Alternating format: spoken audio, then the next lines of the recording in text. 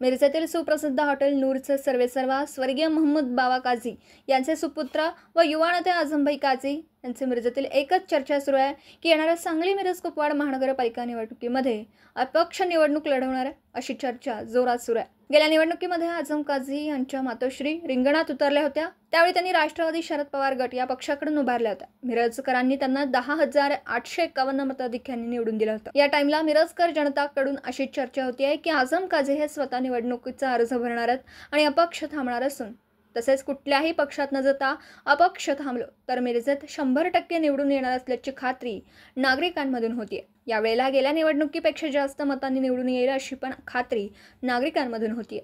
N24 Marathi न्यूजसाठी मिरजहून प्रतिनिधी मुस्तफा मुल्ला।